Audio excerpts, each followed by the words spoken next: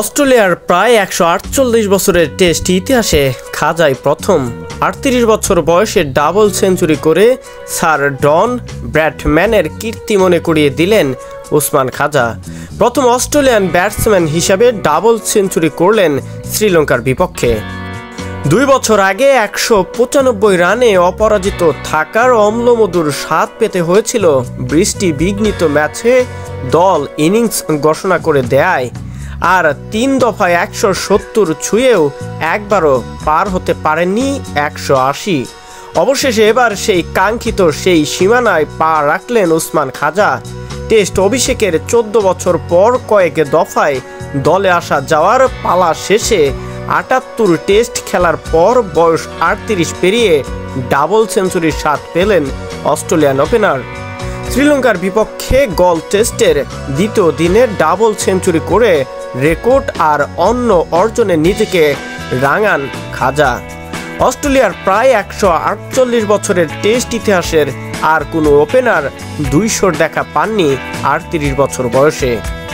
শ্রীলঙ্কায় এই প্রথম ডাবল সেঞ্চুরি করতে পারলেন কোনো অস্ট্রেলিয়ান ব্যাটসম্যান। আগের সর্বোচ্চ ১৬৬ ছিল আরেক বাঁহাতি ওপেনার জাস্টিস ল্যাঙ্গারের। ২০০৪ সালে কলম্বোর সিংহলিজ স্পোর্টস ক্লাব মাঠে ওপেন করতে নেমেই ইনিংসটি খেলেছিলেন খাওয়াজার সাবেক কোচ। ওই সিরিজেই ক্যান্ডিতে ১৬১ করেছিলেন ডেমিয়েন মার্টিন।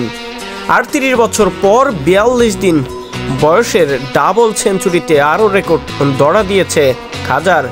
অস্ট্রেলিয়ার হয়ে তার চেয়ে বেশি বয়সের ডাবল সেঞ্চুরি আছে আর কেবল স্যার ডন ব্র্যাডম্যানের। সর্বকালের সেরা ব্যাটসম্যান বলে বিবেচিত এই কিংবদন্তি ১৯৪৬ সালে একটি ডাবল সেঞ্চুরি করেছিলেন ৩৮ বছর ১৮০ দিন বয়সে। ১৯৪৮ সালে আরেকটি করেছিলেন তিনি। তবে ওপেনিংয়ে ৩৮ বছর বয়সে ডাবল সেঞ্চুরির কীর্তিতে তিনি অস্ট্রেলিয়ান অনন্য। সবচেয়ে বেশি বয়সে ডাবল সেঞ্চুরি আগের রেকর্ড ছিল ডেভিড ওয়ার্নারের। ২০২২ সালে দক্ষিণ আফ্রিকার বিপক্ষে ২০০ রানের ইনিংস খেলেছিলেন তিনি ৩৬ বছর ৬০ দিন বয়সে।